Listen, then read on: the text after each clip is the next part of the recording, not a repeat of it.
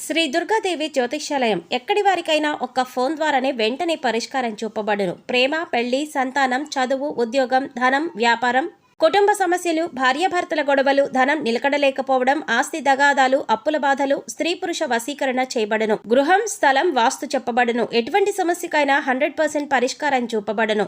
Cell number 9010707470. ఓం శ్రీ మాత్రే నమః. ఛానల్కి స్వాగతం అండి. ధనస్సు రాశి వారికి ఏప్రిల్ 21, 22, 23 తేదీలలో ఒక స్త్రీ కారణంగా వీరికి జరగబోతున్నది కనుక తెలిస్తే తప్పకుండా ఆశ్చర్యపోతారు.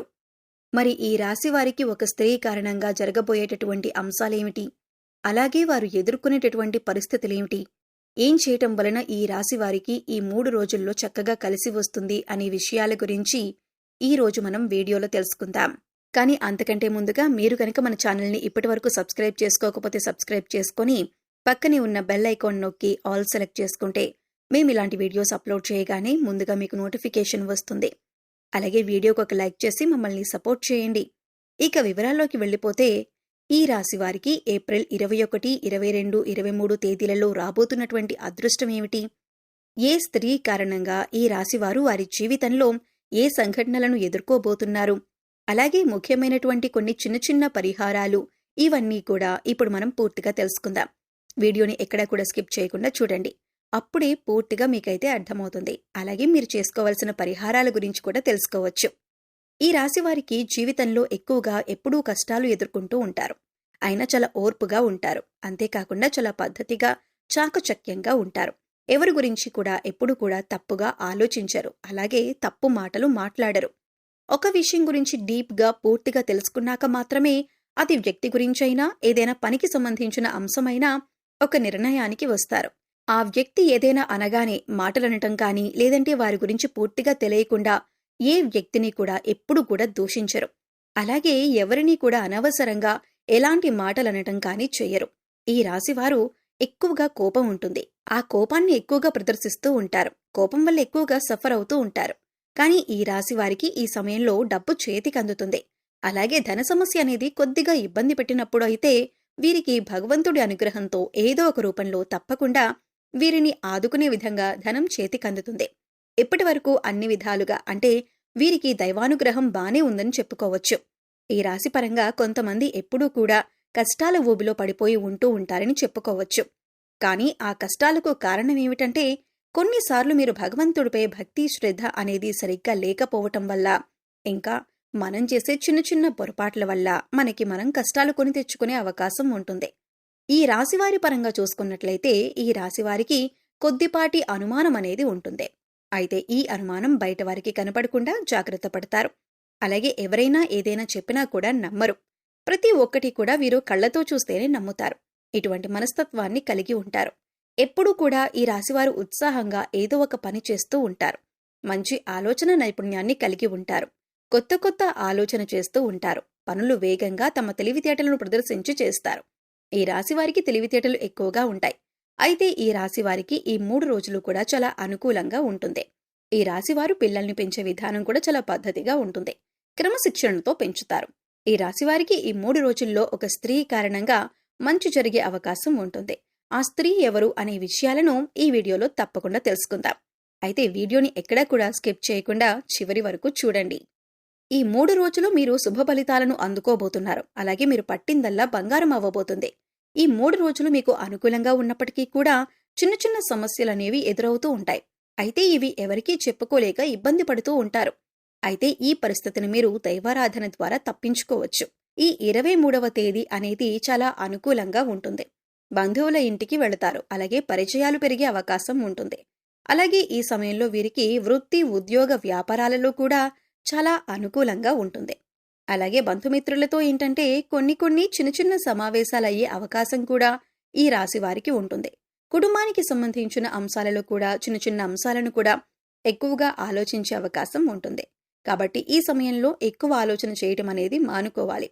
ఎవరైనా కొత్తగా పరిచయమైన వారు కానీ, బంధుమిత్రులకు కానీ ఎవరైనా ఒక మాట అంటే మీరు తొందరగా స్పందించే మనస్తత్వాన్ని కలిగి ఉంటారు. అంటే కోపం ఎక్కువగా వస్తుంది. కాబట్టి ఈ సమయంలో మీరు కొన్ని విషయాలను చూసి చూడనట్లు ఉంటే మంచిదే.